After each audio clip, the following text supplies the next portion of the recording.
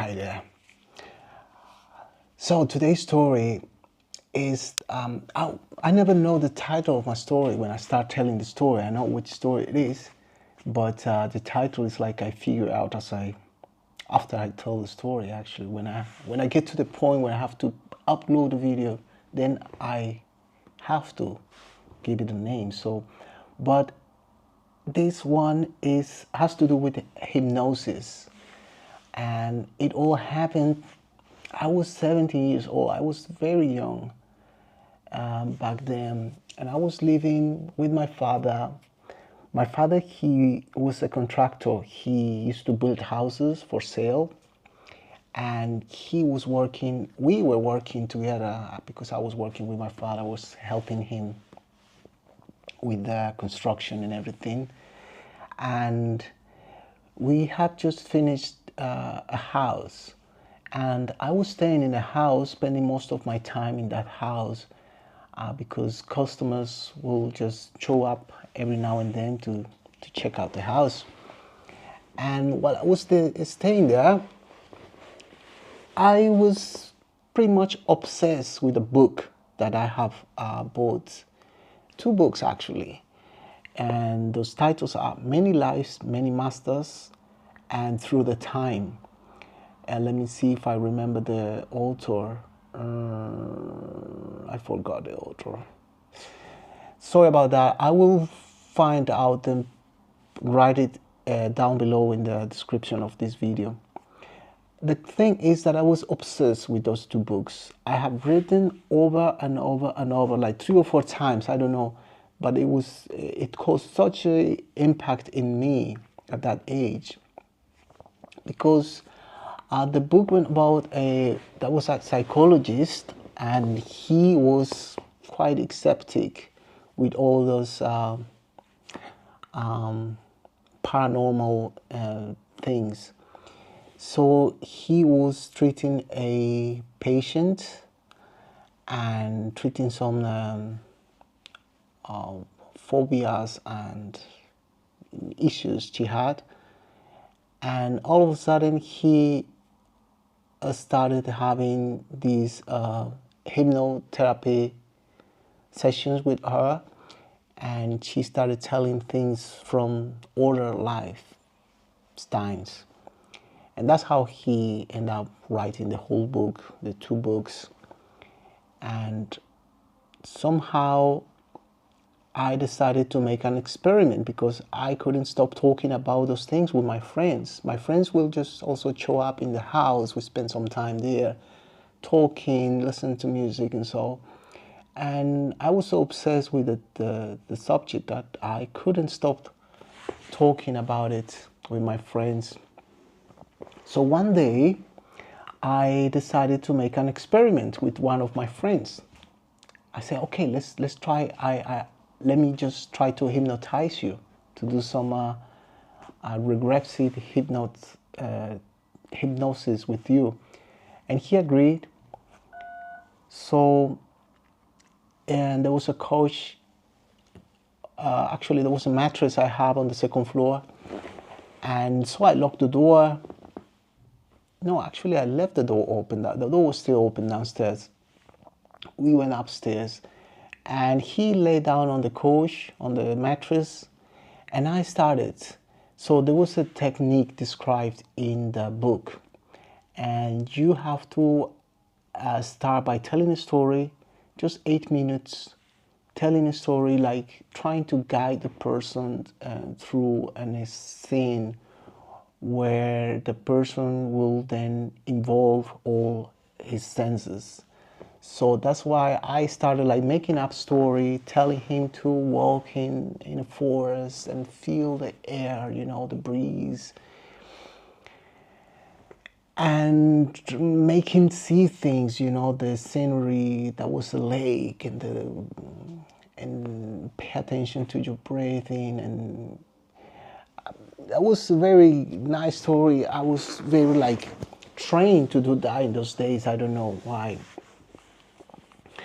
And then after approximately 8 minutes of telling the subject something which involved all the senses, I will have to start then asking him questions about what he did today, like, but try to make it the closest to the moment where we were. So what did you do this afternoon? And before that, what did you have for lunch? And before that, and where were you? And what do you have for the breakfast? And so, and we started going back and then try to, can you remember something significant from yesterday, from the day before yesterday, from last week, last month, 1 year ago, or somewhere in the past? Can you tell me something significant? And like that, we went back in time, back in time and back in time. And anytime I tried to push him farther away in the past. And so he ended up telling me, he ended up describing a death. He described when one of the times he passed away. And the way he described is like, oh, I see my body floating on the water. But before that, he was in a ship, in a boat. And I asked him to describe me, the clothing, what he was wearing. He described clothes like very, big, those trousers, like very, like pirates, like the way the pirates are portrayed in the movies, with those big trousers. And then he saw his body floating on the water, on the ocean. And he told me he was dead. He described also a scene, he was walking on the beach. I asked him his name. He told me his name in that lifetime. The thing is that I remember he was so deep in trance because my father, he used to ride a bike, and he came on the bike, and sometimes he will even enter the house with the bike, with engine on. And this time my father came right at the moment he was in trance.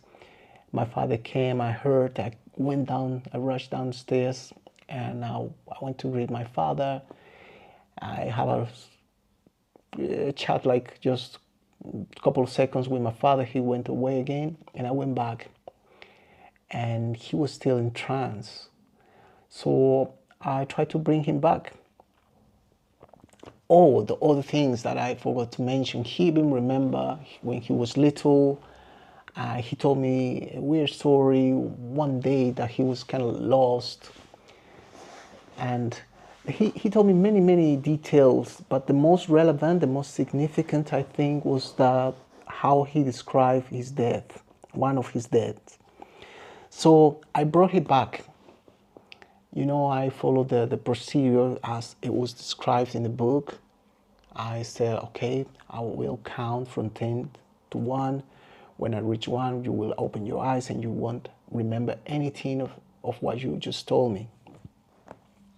That was also written in the book, that it was good to give a post-hypnotic message or instruction just for protection. You never know which trauma the subject will bring back to life. So I made sure that to give that instruction. So please, when you wake up, you won't remember anything of what you just told me. So he woke up. I could see that glance in his eyes, like he would have been crying or something. Very like shiny eyes. And I asked him like, so? And he was like disappointed. He felt like disappointed. He said, damn, I fell asleep. I fell asleep, man. Oh. And do you remember anything? I asked him. He said, no. I fell asleep. What can I remember? I just fell asleep, he told me. And then by the way, I think I will have to make this video in other parts, because after this guy, I hypnotized also another 12 person. And that won't be enough to tell the stories, because the persons I hypnotized, they are related to each other. So later on, I hypnotized also her girlfriend, and she saw him in her session. So anyway, I move on. So he woke up, and another question I asked him was, I'm running out of battery, my microphone. Anyway, I asked him whether he had any kind of fear in life, and he said, he sat down to think and said like, well, actually, yes, I think I'm afraid of water. I don't know, but I just can't handle. He said, whenever I enter the water, when water reaches that place here, I just can't do it. I just can't handle it anymore. And that was kind of like a wow. The guy, he passed away in the water in one of his past lives, in his previous lives, and now he's telling me that he's afraid of water. So I saw the connection. I told him, and yeah, he went away with the feeling that he just fell asleep, and he didn't cooperate somehow because he fell asleep. That was his feeling. And I was also amazed that he described the death in which he was drowned, and coincidentally in this life he was also afraid of water. So that's for this one. In the next story I will tell what was the experience when I hypnotized her girlfriend. Thanks for watching.